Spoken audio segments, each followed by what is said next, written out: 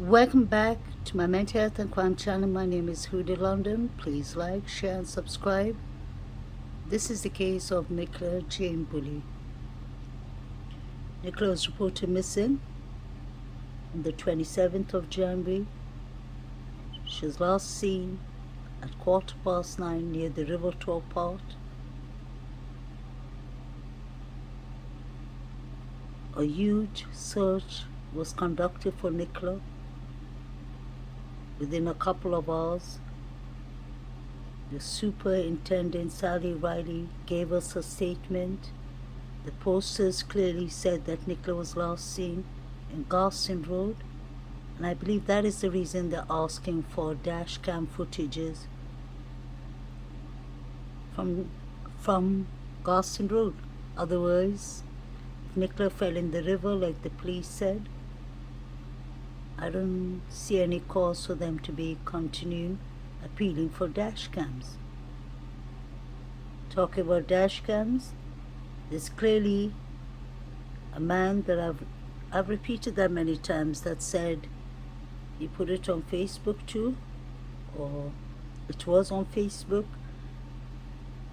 that his door dash camera caught Nicola's partner yanking Nicola on the back. Trigger warning.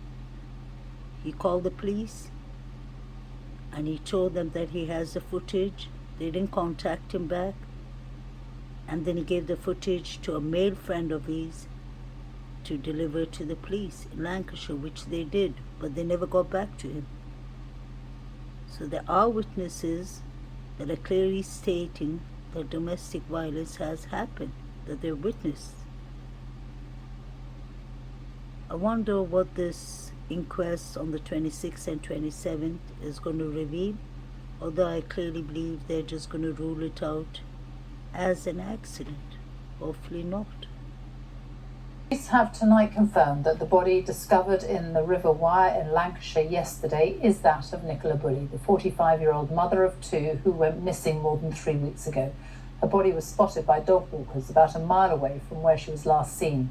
Tonight, in a statement, her family was scathing about the way some in the media and members of the public have behaved over recent weeks, including accusing Nicola's partner of wrongdoing, which they said was appalling. Judith Moritz reports. The Lancashire landscape has held on to its secret for the last 3 weeks. The River Wyre, snaking its way through the fields here, held the answer all along. What happened to Nicola Bulley? Now we know. Sadly, we are now able to confirm that yesterday we recovered Nicola Bulley from the River Wyre. Nicola's family have been informed and are of course devastated. Our thoughts are with them at this time, as well as with all her loved ones and the wider community. We will never be able to comprehend what Nikki had gone through in her last moments, and that will never leave us. We will never forget Nikki. How could we? Nikki, you are no longer a missing person. You have been found. We can let you rest now. We love you, always have and always will. We will take it from here. Nicola Bulley was walking her dog near St Michael's on Wyre when she was last seen in a field on January the 27th. Her phone was later discovered on a bench next to the water. Yesterday, her body was found downriver, about a mile away. The area had been searched with sonar equipment and divers, but somehow Nicola lay undiscovered for 24 days. She was found by members of the public near to this river bend. The currents would be very low, and a relatively large physical body in a water column would not move anywhere near as fast as the current.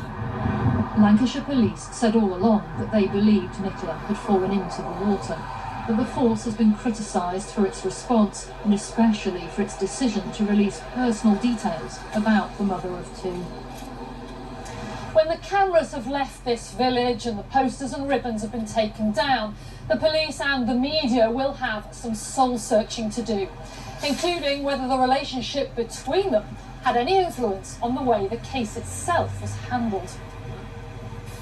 Bob Eastwood was a chief superintendent with Lancashire Police. Now retired from the force, he thinks it's been unfairly criticised, though sees this case as a game changer. Can you separate out the way the communications were dealt with and the investigation? I think there became a big beast that was hungry for information. People were going out for their own information. People were making things up.